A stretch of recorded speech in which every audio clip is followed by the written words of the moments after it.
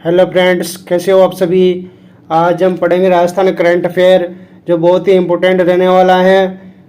हाल ही में बेटी बचाओ बेटी पढ़ाओ योजना की ब्रांड एम्बेसडर कौन बनेगी? अवनी लेखरा, अरुंधति चौधरी, रचना पूनिया या पूर्वी चंदेला? साथियों, इसका आंसर है ऑप्शन बी। कौन है अरुंधति चौधरी, जो बेटी बचाओ बेटी पढ़ाओ योजना की ब्रांड एम्बेसडर बनेगी? ये आपको ध्यान रखना है। और वर्तमान में भी कौन है? अभी की बात की जाए तो वर्तमान में अवनी लेखरा हैं। कौन है? अवनी लेखरा हैं। ये आपको ध्यान रखना है। इसके बारे में जानते हैं। मुक्केबाज अरुंधति चौधरी बनेगी बेटी बचाओ बेटी पढ़ाओ की ब्रांड एम्बेसडर। ये खेलती हैं 70 kg वर्ग में खेलती हैं साथियों। ये ध्यान रखना है आपको। 17 किलोग्राम वर्ग में खेलती हैं। वो कॉमनवेल्थ गेम्स में स्वर्ण पदक जीता था। बेटी बचाओ बेटी पढ़ाओ योजना की ब्रांड एम्बेसडर बनाई जाएगी, ये आपको ध्यान रखना है। और ये योजना कब शुरुआत हुई थी? इसकी योजना की शुरुआत हुई थी 22 जनवरी 2015 को हुई थी, पानीपत हरियाणा से। ये आपको ध्यान रखना है। बहुत ही इम्पोर्टेंट डाटा है। यहाँ से क्वेश्चन अक्सर एग्जाम में पूछा जाता है, इसलिए इम्पोर्टेंट है। और ये न्यूज़ है, अखबार की कटेंगे साथियों। बेटी बचाओ बेटी पढ़ाओ योजना की बॉक्सर अरुंधति बनेगी ब्रांड एम्बेसडर। हाल ही में कॉमनवेल्थ गेम्स में स्वर्ण पदक जीतने वाले मुक्केबाज अरुंधति चौधरी को महिला अधिकारिता विभाग की बेटी बचाओ बेटी पढ़ाओ योजना का ब्रांड एम्बेसडर बनाया जाएगा। ये इम्पोर्टेंट है साथियों। क्वेश्चन नंबर 2 है आपके सामने। राजस्थान सरकार के द्वारा राज्य के युवाओं और स्कूली बच्चों में उद्यमिता, एंटरप्रेन्योरशिप एवं नवाचारों को बढ़ावा देने के लिए संचालित आई स्टार्ट कार्यक्रम का विस्तार अब प्रदेश के कितने जिलों में कर दिया गया है? 25 जिले, 33 जिले, 40 जिले या 50 जिले? आपको बताना है। जो योजना चली हुई है आई स्टार्ट, इसका विस्तार कितने जिलों में कर दिया गया है? बढ़ाकर कितने जिलों तक कर दिया गया है? 25, 30, 40 या 50? मित्रों, इसका आंसर है 33 जिले। ऑप्शन बी सही है। ये आपको ध्यान रखना है। और जानते इसके बारे में, योजना के बारे में। ट्राइबल एक्विजिशन सेंटर की बात की जाए तो जनजातीय क्षेत्रों के युवाओं के लिए स्टार्टअप के जोड़ने के उद्देश्य से बांसवाड़ा जिले में विशेष ट्राइबल एक्विजिशन सेंटर का लोकार्पण किया गया। कहाँ पे किया गया मित्रों? बांसवाड़ा जिले में किया गया है। ये आपको ध्यान रखना है। और नोडल विभाग की बात की जाए तो राजस्थान सरकार के सूचना प्रौद्योगिकी एवं संचार विभाग के द्वारा एक प्रमुख पहल शुरू की गई है। और ये कब की गई थी? यह शुरुआत की गई थी जिसे 2017 में राज्य में स्टार्टअप को बढ़ावा देने के लिए सिंगल विंडो प्लेटफॉर्म के रूप में शुरू किया गया था। कब हुई थी ये शुरू आई स्टार्ट? ये हुई थी 2017 में। ये आपको ध्यान रखना है। और आगे इसके बारे में जानते हैं। पहली बात है, ये कहाँ से शुरू हो रही है? 2017 से। और इसका विभाग कौन है? सूचना प्रौद्योगिकी और संचार विभाग है। और ट्राइबल एक्विजिशन सेंटर कहाँ पे है? बांसवाड़ा जिले में। ये आपको ध्यान रखना है। इम्पोर्टेंट है एग्जाम की दृष्टि से। नेक्स्ट क्वेश्चन है आपके सामने। बहुत अच्छी योजना है। केंद्र सरकार के सहयोग से राजस्थान के सीमावर्ती क्षेत्रों में यानी बॉर्डर एरिया की स्थानीय समस्याओं के समाधान और बुनियादी विकास के लिए निम्नलिखित में से कौन सी योजना संचालित की जा रही है, जिसका उल्लेख हाल ही में सुजस में दिया गया है? राजस्थान की पत्रिका आती है सुजस पत्रिका, उसमें इसका उल्लेख हुआ है साथियों। तो कौन सी है ये आपको पता होगा। कौन सी है साथियों ये योजना?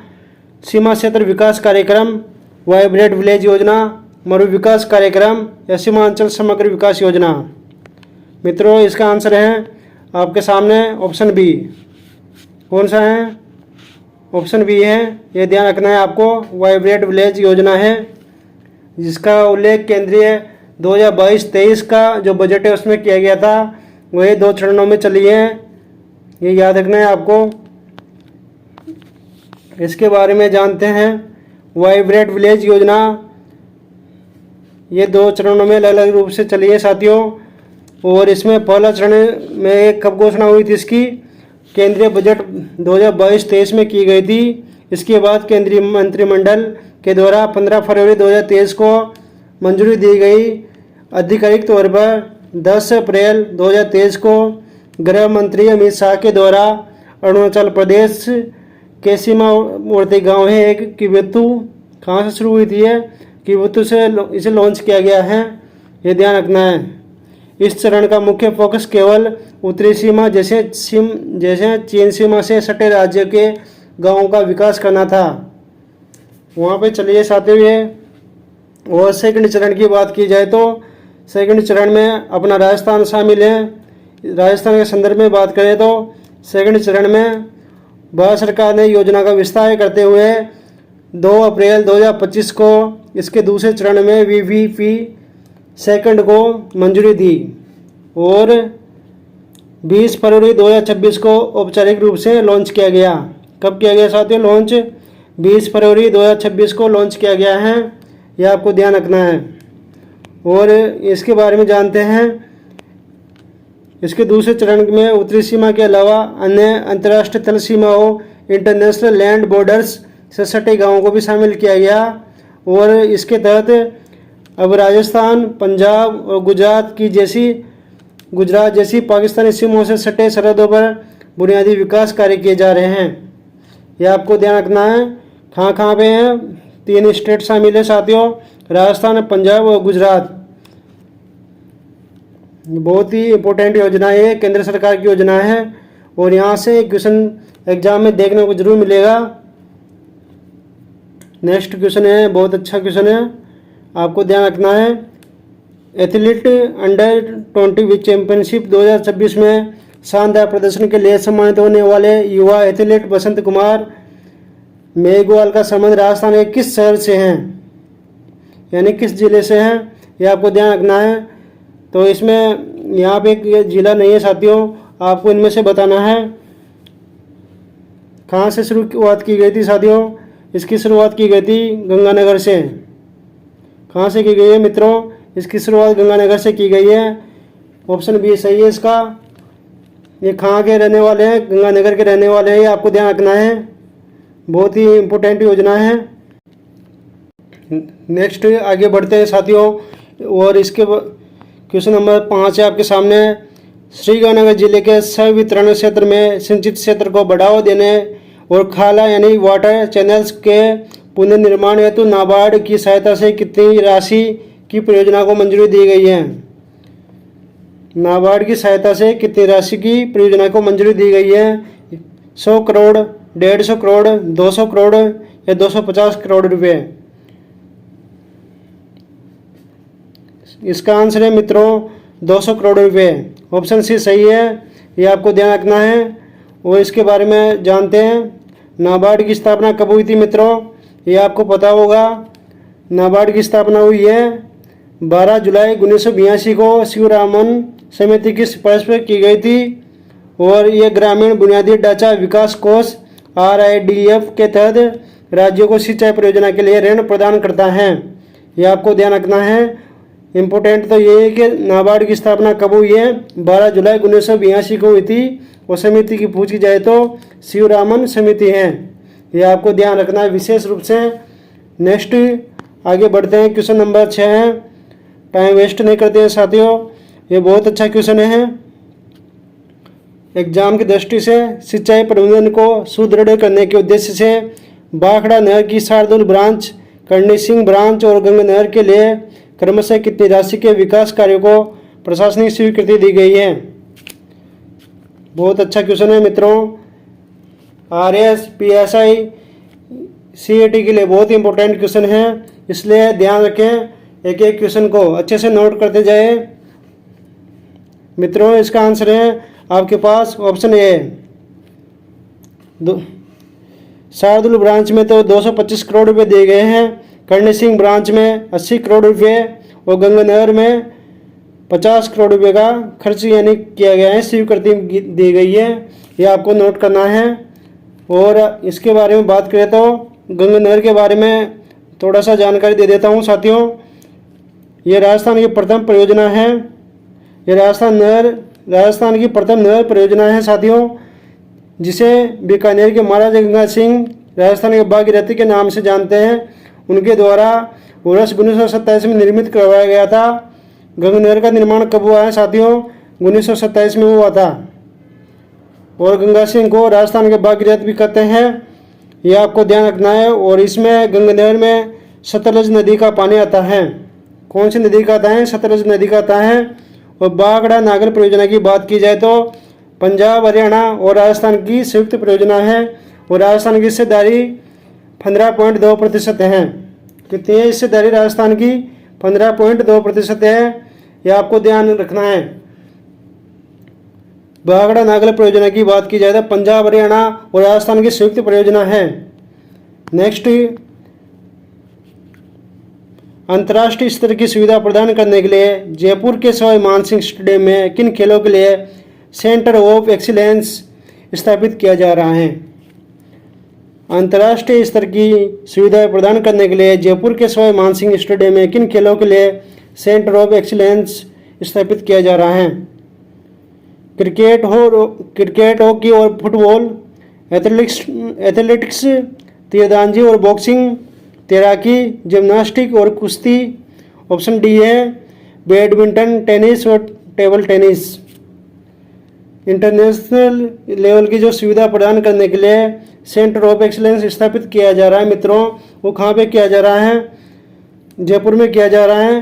कहाँ पे किया जा रहा है? जयपुर के सवाई मानसिंह स्टेडियम में। और कौन कौन से खेल शामिल है इसमें, ये आपको पता होना चाहिए। क्वेश्चन नंबर 7 का आंसर क्या है मित्रों? इसमें आएगा ऑप्शन डी। कौन सा आएगा मित्रों? ऑप्शन डी है इसका। यह आपको ध्यान रखना है। बैडमिंटन, टेनिस और टेबल टेनिस शामिल है। और जानते हैं इसके बारे में।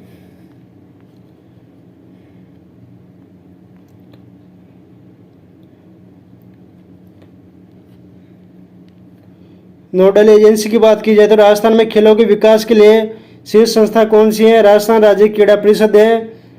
कौन सी है साथियों? राजस्थान राज्य क्रीड़ा परिषद है, जिसकी स्थापना हुई थी 1957 में। और इसका मुख्यालय कहाँ है? जयपुर में। और पुरस्कार की बात की जाए तो कौन सा पुरस्कार मिलता है इसमें? गुरु वशिष्ठ पुरस्कार प्रशिक्षकों के लिए दिया जाता है। और महाराणा प्रताप पुरस्कार दिया जाता है खिलाड़ियों के लिए। यह आपको ध्यान रखना है। और नेक्स्ट क्वेश्चन की बात की जाए तो आपके सामने है, जनजातीय कलाकारों को सूचीबद्ध करने के और उनके स्थानीय उत्पादों को एक नई पहचान, बाजार उपलब्ध करवाने के लिए राज्य सरकार के द्वारा किस नाम से नया ब्रांड और डिजाइन स्टूडियो शुरू किया गया है? बहुत शानदार क्वेश्चन है मित्रों। जनजातीय कलाकारों को सूचीबद्ध करने और उनके स्थानीय उत्पादों को एक नई पहचान, बाजार उपलब्ध करवाने और राज्य सरकार के द्वारा किस नाम से नया ब्रांड और डिजाइन स्टूडियो शुरू किया गया है? 4 ऑप्शन दिए गए हैं साथियों। 4 ऑप्शन दिए गए हैं। अरण्य, वनश्री, वनफूल, ट्राइबल क्राफ्ट। 4 ऑप्शन में से क्या आएगा मित्रों? इसमें आएगा अरण्य। कौन सा आएगा? अरण्य आएगा, यानी ऑप्शन ए सही है। इसके बारे में थोड़ा सा फैक्ट जानते हैं जो इम्पोर्टेंट होता है एग्जाम की दृष्टि से। राजस्व संघ राज्य में जनजातीय उत्पादों में विपणन यानी मार्केटिंग के लिए राजस्थान जनजातीय क्षेत्रीय विकास सहकारी संघ लिमिटेड राजस्व की एक प्रमुख संस्था है, जिसकी स्थापना 1976 में जयपुर में की गई है। कहाँ पे की गई है मित्रों? जयपुर में की गई थी। 1976 में की गई थी राजस्व संघ की स्थापना। ये आपको ध्यान रखना है, बहुत ही शानदार है साथियों। 1976 में राजस्थान जनजातीय क्षेत्रीय विकास सहकारी संघ लिमिटेड की एक प्रमुख संस्था है, जिसकी स्थापना की गई है 1976 में जयपुर में। कौन है? राजस्व संघ है, ये आपको ध्यान रखना है। कौन है मित्रों? राजस्व संघ। चलते हैं आगे। TAD यानी टाड की बात की जाए तो राजस्थान का जनजातीय क्षेत्रीय विकास विभाग ट्राइबल एरिया डेवलपमेंट डिपार्टमेंट इसकी नोडल एजेंसी है, जिसका मुख्यालय उदयपुर में है। कहाँ है मित्रों? मुख्यालय है उदयपुर में साथियों, उदयपुर में मुख्यालय है। किसका है? जनजातीय क्षेत्र विकास विभाग की नोडल एजेंसी है, जिसका मुख्यालय कहाँ है? उदयपुर में, यानी टाट का कहाँ पे है? टाट विभाग उदयपुर में है। संवैधानिक प्रावधान की बात की जाए तो इसमें भारतीय संविधान के अनुच्छेद 244(1) के तहत राज्य के 8 जिले, जिसमें शामिल हैं बांसवाड़ा, डूंगरपुर, प्रतापगढ़, उदयपुर आदि राज्य हैं, जो पूर्ण या आंशिक रूप से अनुसूचित क्षेत्र यानी टीएसपी के अंतर्गत आते हैं। नेक्स्ट क्वेश्चन है आपके सामने, पीएम ई बस सेवा के प्रथम चरण के तहत राजस्थान के कुल कितने प्रमुख शहरों का चयन किया जाएगा? मित्रों इसका आंसर है 5, 7, 9, 12। तो इसमें क्या आएगा आपके सामने? इसमें आएगा मित्रों 7 आएगा, ये आपको ध्यान रखना है। और जिले की बात की जाए तो इनमें कौन से जिले शामिल है? प्रथम चरण में शामिल है 7 जिले, 7 बड़े शहर शामिल है साथियों। इसमें जयपुर, जोधपुर, कोटा, अजमेर, बीकानेर, उदयपुर और अलवर का चयन किया गया है। नेक्स्ट क्वेश्चन है आपके सामने,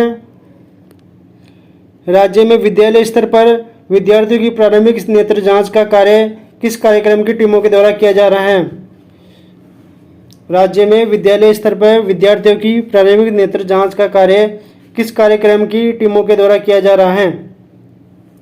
मुख्यमंत्री निरोगी राजस्थान अभियान, राष्ट्रीय दृष्टिहीनता नियंत्रण कार्यक्रम, राष्ट्रीय बाल स्वास्थ्य कार्यक्रम या राजस्थान बाल सुपोषण मिशन? इसका आंसर क्या आएगा मित्रों? इसका आंसर आएगा ऑप्शन सी, राष्ट्रीय बाल स्वास्थ्य कार्यक्रम के तहत किया जा रहा है।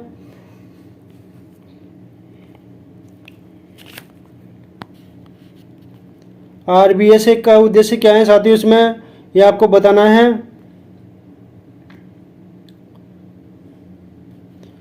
राष्ट्रीय स्वास्थ्य मिशन एनएचएम के तहत इस कार्यक्रम का उद्देश्य है 0 से 18 वर्ष तक के बच्चों में 4DS यानी defence at birth disease deficiencies development delays including disability को पहचान कर उनका निःशुल्क इलाज करना है। और शुरुआत हुई थी इसकी 15 फरवरी 2013 को हुई थी साथियों। जो राष्ट्रीय स्तर पर इसकी शुरुआत कब की गई थी? 15 फरवरी 2013 को की गई थी। और इसके तहत राज्य के सरकारी स्कूलों में और आंगनबाड़ी केंद्र पर मोबाइल हेल्थ टीमें जाकर बच्चों की स्क्रीनिंग करती हैं। यानी जो यह मिशन चल रहा है, इस मिशन के तहत सरकारी स्कूलों में और आंगनबाड़ी केंद्र पर मोबाइल हेल्थ टीमों के द्वारा बच्चों की स्क्रीनिंग करती हैं।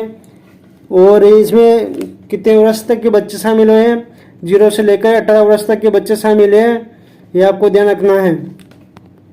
नेक्स्ट क्वेश्चन है आपके सामने, पंचगौरव कार्यक्रम में एक जिला एक वनस्पति के तहत धौलपुर जिले की वनस्पति प्रजाति कौन सी है?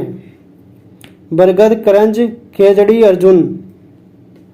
पंचगौरव कार्यक्रम में एक जिला एक वनस्पति प्रजाति के तहत धौलपुर जिले में वनस्पति प्रजाति कौन सी है?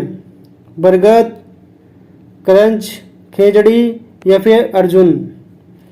मित्रों इसमें क्या आएगा आंसर? बताना आप, इसमें क्या आएगा? इसका आंसर है करंज। ऑप्शन बी सही है। पंचगौरव कार्यक्रम में एक जिला एक वनस्पति प्रजाति के तहत धौलपुर जिले की वनस्पति प्रजाति कौन सी है? करंज है साथियों। और इसके पंचगौरव जान लेते हैं। धौलपुर के हैं साथियों। उपज की बात की जाए तो आलू है। उपज में कौन है? आलू। वनस्पति में बात की जाए तो करंज है। और उत्पाद की बात की जाए तो रेड सैंडस्टोन है, यानी लाल पत्थर है। ये आपको ध्यान रखना है कौन है? लाल पत्थर है। और पर्यटन में मचकुंड है, जो तीर्थों का बांजा खिलाता है। और खेल में की बात की जाए तो हॉकी है। मित्रों आपको क्लास कैसी लग रही है? अच्छी लगे तो लाइक करना, शेयर करना और चैनल को सब्सक्राइब करना। आज के लिए इतना ही। Thank you. जय हिंद।